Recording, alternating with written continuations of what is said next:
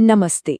आज बात करते हैं भारत के जंगलों और रेलवे पटरियों पर चल रहे एक कह सकते हैं एक मौन संघर्ष की।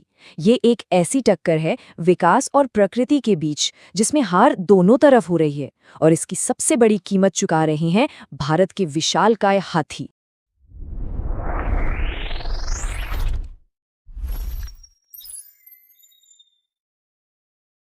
सोचिए, एक तरफ है भारत की तरक्की की तेज रफ्तार जिसका प्रतीक है हमारा लगातार बढ़ता रेलवे नेटवर्क, और दूसरी तरफ हैं जंगल के ये विशालकाय जीव हाथी जो सदियों से अपने तय रास्तों पर ही चलते आए हैं।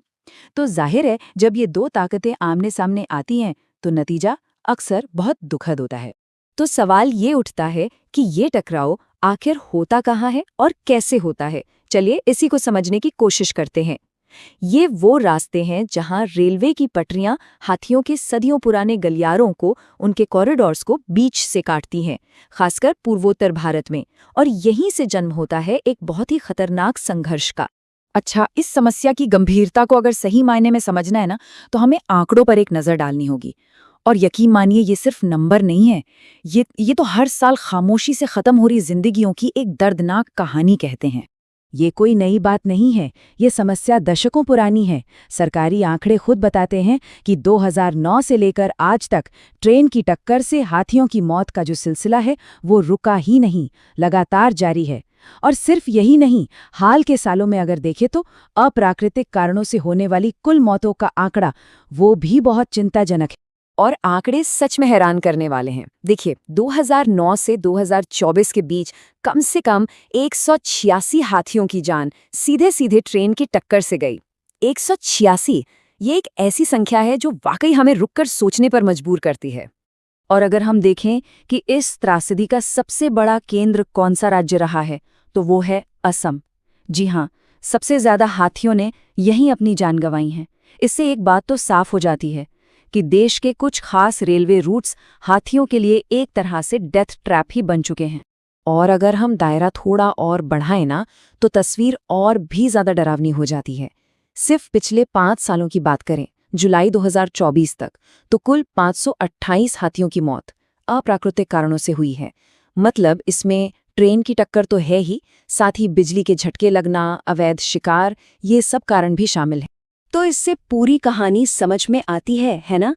हाथियों की जो कुल अप्राकृतिक मौतें हो रही हैं, उनमें ट्रेन दुर्घटनाओं का हिस्सा कितना बड़ा है। ये बिजली के झटकों, अवैध शिकार और दूसरे इंसानी कारणों के साथ-साथ मौत का एक बड़ा कारण बनकर उभरा है। हाँ, तो ये आंकड़े तो वाकई चौंकाने वाले हैं। लेकिन अब सवाल ये उठता है कि आखिर ऐसा हो क्यों रहा है? चलिए अब इस विश्लेषण में थोड़ा आगे बढ़ते हैं और इसके पीछे की जो सिस्टम की खामियां हैं उन्हें समझने की कोशिश करते हैं। वही सवाल मन में आता है कि आखिर ऐसा बार बार क्यों होता है? क्या इन हादसों को रोका नहीं जा सकता? एक्सपर्ट्स का मानना है कि इसका जवाब किसी बड़ी टेक्नोलॉजी में नहीं, बल्कि विभागों के बीच के तालमेल में, कोऑर्डिनेशन में छिपा है। जैसे कि आरण्यक, जो कि एक वाइल्ड लाइफ एनजीओ है, उसके सीईओ हैं विभव तालुकदार। उनके मुताबिक इस पूरी समस्या की जड़ विभागों के बीच तालमेल की कमी ही है। साफ साफ कहें तो लैक ऑफ कोऑर्डिनेशन। और इसका जो समाधान है ना, वो सुनने में बहुत ही सरल लगता है। सोचिए, अगर फॉरेस्ट डिपार्टमेंट के कर्मचारी जो जमीन पर हाथियों की मूवमेंट पर नजर रखते हैं, वो ये जानकारी सही समय पर, मतलब रियल टाइम में रेलवे कंट्रोल रूम तक पहुंचा दें, तो क्या होगा? ट्रेन की गति को कंट्रोल किया जा सकता है और न जाने कितनी जानें बचाई जा सकती हैं। लेकिन बात सिर्फ समस्या पर ही खत्म नहीं होती। अच्छी बात यह है कि अब एक उम्मीद की किरण भी दिख रही है। अब इस समस्या को सुलझाने के लिए काफी सक्रिय प्रयास भी किए जा रहे हैं। सरकार अब कह सकते हैं कि एक 2-pronged स्ट्रैटेजी पर काम कर रही है।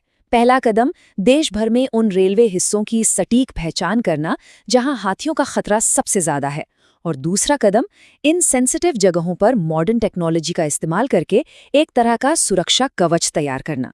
तो इस योजना के तहत पूरे भारत में 77 यानी 77 ऐसे रेलवे हिस्सों को मार्क किया गया है।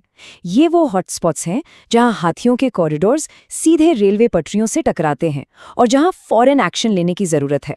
और ये कोई 1 या 2 राज्यों का प्रयास नहीं है। ये मिशन पूरे 14 राज्यों में एक साथ चलाया जा रहा है।